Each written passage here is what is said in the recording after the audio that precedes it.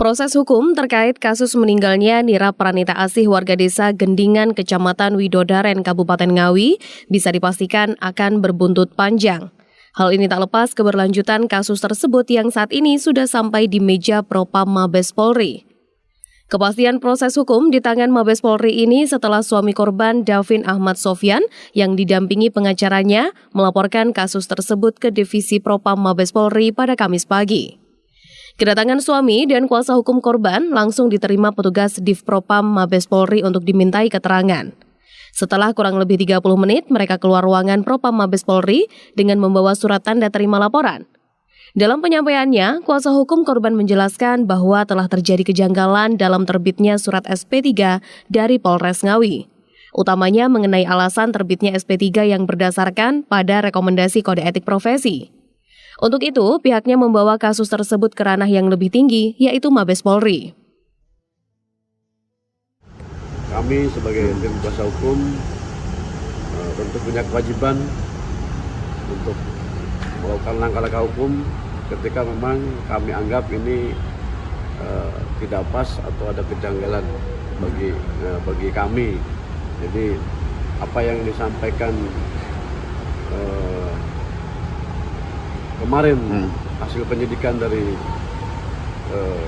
Polres Ngawi yang mana itu dikeluarkannya SP3 karena mendasar pada rekomendasi dari MDP, tentu kami tidak sepaham dengan itu, kami tidak sependapat dengan itu, dan makanya kami melangkah ini sampai ke Jakarta dan Mabes Polri.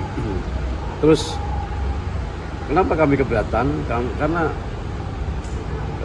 kami mendampingi Mas Davin itu untuk membuat LP di Polres Ngawi itu disimpulkan oleh penyidik di pasal 359. Namun demikian, setelah sekian lama kami menunggu, satu kali kami mendapatkan SP2AP dan ujung-ujungnya ternyata dikeluarkan SP3. SP3 itu sendiri tentu ini yang menjadi pertanyaan kami. Karena laporan kami adalah pidana, kan gitu. Bahkan yang menyebutkan adalah penyidiknya.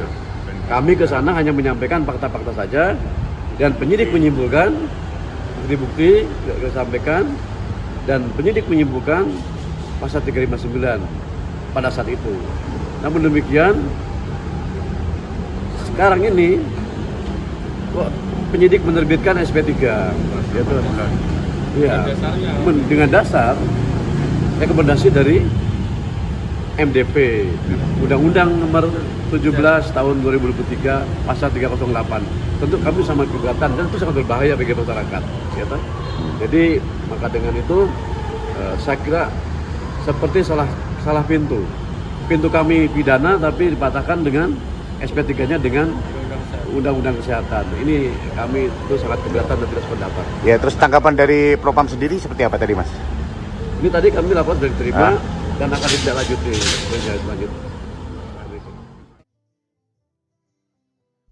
Selain itu, bagi Davin yang tak lain suami korban menjelaskan bahwa upayanya ke Mabes Polri ini sebagai perjuangannya dalam mencari keadilan bagi istrinya yang diduga menjadi korban tindakan malpraktek yang dilakukan oleh oknum dokter gigi. Harapan saya sendiri pastinya mendapatkan keadilan yang pertama itu. Yang kedua, saya pengennya mendapatkan keadilan secara adil seadil-adilnya di Mabes Polri Propam sendiri. Karena saya merasa dirugikan dan merasa terzolimi terutama itu. Saya yakin keadilan di Indonesia pasti ada. Dan saya merasa kasihan dengan istri saya juga menghadap ini. Saya akan perjuangkan untuk keadilan istri saya. Dan ini suatu amanah dari istri saya yang perlu saya carikan keadilan sebelum istri saya meninggal.